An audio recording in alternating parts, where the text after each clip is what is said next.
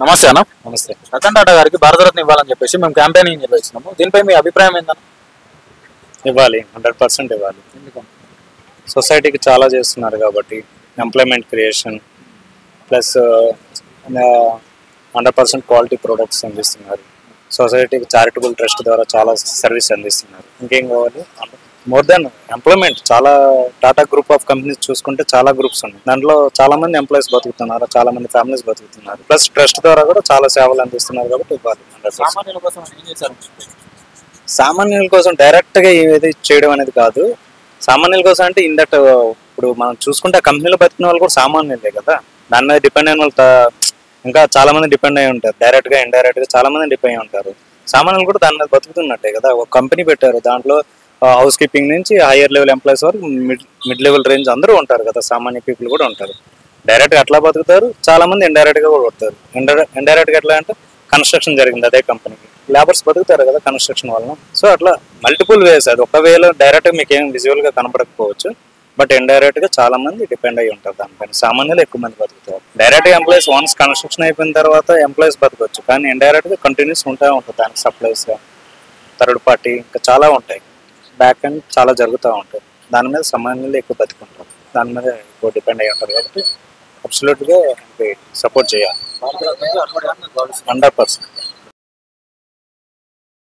నమస్తే అన్న. నమస్కారం. రతన్ టాటా గారికి భారతరత్న ఇవ్వాలని చెప్పేసి క్యాంపెయిన్ నిర్వహిస్తున్నాము. రతన్ టాటా భారతరత్నకి అర్హుడేనా? అర్హుడే. ఎందుకనంటే తను ఏదైతే బిజినెస్ స్టార్ట్ చేశాడో స్టార్టింగ్ స్టేజ్ నుంచి కూడా 70% ఆఫ్ తన ప్రాపర్టీస్ అవ్వచ్చు, బిజినెస్ లో షేరింగ్స్ అవ్వచ్చు, ఏదైనా కావచ్చు, ఎవ్రీథింగ్ సోషల్ సర్వీస్ లో ఫస్ట్ ఉన్న వ్యక్తి ఎవరంటే మన ఇండియాలో రతన్ టాటా గారే. సో అబ్సల్యూట్లీ ఆయనకే ఇవ్వాలి. ఏదైనా అవార్డు ఇవ్వాలన్నా కూడా సామాన్యుల కోసం ఏం చేశారు? ఆయనకున్న ఏదైనా డొనేషన్స్ కావచ్చు, ఏదైనా ఇప్పుడు ఇట్లా ఫ్లడ్స్ వచ్చినా, ఏదైనా మన కంట్రీకి ఏదైనా లాస్ వచ్చినా, ఫర్ ఎగ్జాంపుల్ లేటెస్ట్ ఏంటంటే ఇప్పుడు జియో వాళ్ళు ఎయిర్టెల్ వాళ్ళు అన్ని సిమ్ లో మన రీఛార్జ్ రేట్స్ అన్ని పెంచారు. సో అప్పుడు బిఎస్ఎన్ఎల్ తో టైఅప్ అయ్యి నేను 5G చేసి ఉన్న కన్వీనియంట్ రేట్స్ కే మేము వెళ్దామనేసి మన కంట్రీ కోసం ఫస్ట్ థింక్ చేసే పర్సన్ రతన్ టాటా గారే.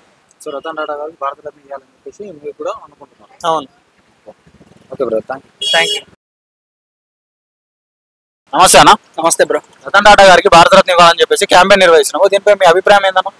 మీ క్యాంపెయిన్ సక్సెస్ఫుల్ అవ్వాలని నేను కోరుకుంటున్నా. ఆయన ఖచ్చితంగా ఎలిజిబుల్ పర్సన్, ఖచ్చితంగా ఆయనకి భారతరత్న ఇవ్వాలి.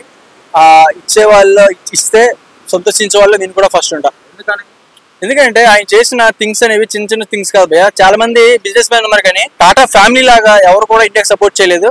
So I will definitely support Bharat Ratna. ఇంతవరకు ఇవ్వకపోవడానికి కారణాలు ఏంటి? పొలిటికల్ రీజన్సే ఉంటాయి, ఇంకేముంటాయి. సపోజ్ ఒక గవర్నమెంట్ కి ఉన్నప్పుడు ఆయన సపోర్ట్ చేశాడు, వేరే గవర్నమెంట్ లేనప్పుడు సపోర్ట్ చేయలేదు అనుకుంటారు వీళ్ళు, అంతే తప్ప వేరే సెకండ్ థాట్ ఏం లేదు. రతన్ టాటా గారికి మాత్రం ఖచ్చితంగా భారతరత్న ఇవ్వాల్సిందే. ఇస్తే నేను కూడా సంతోషిస్తాను. నమస్తే అన్న. నమస్తే. రతన్ టాటా గారికి భారతరత్న ఇవ్వాలని క్యాంపెయిన్ నిర్వహిస్తున్నాం. రతన్ టాటా భారతరత్న అర్హుడే. ఇప్పుడు అర్హుడనా అన్నది నేను ఒక్కరిని డిసైడ్ చేయడం కాదు, చాలా మంది ఉన్నారు.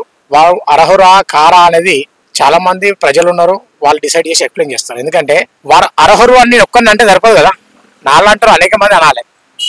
ఒక దగ్గర ఆయన అభివృద్ధి చేయొచ్చు, మీ అభిప్రాయం ఏంటి? ఒక దగ్గర సహాయం చేయొచ్చు. ఆయన సహాయం చేసేట్లో మాత్రం నెంబర్ 1, ఆయన హెల్ప్ చేసేట్లో నెంబర్ 1. ఈ పేరు పరంగా అయితే తిన్నాం అంతవరకు, కానీ ఆయన అర్హతుడు అని మాత్రం నేను అనలేదు. ఎందుకంటే ఒక ఏరియా చేసి ఇంకో ఏరియా హెల్ప్ చేయకపోవచ్చు. ఆయన ఎన్ని ఏరియాలు హెల్ప్ చేసిన అనేది మాకు అంత పర్ఫెక్ట్గా అంతగానో తెలియదు, కొంచెం వరకే తెలుసు.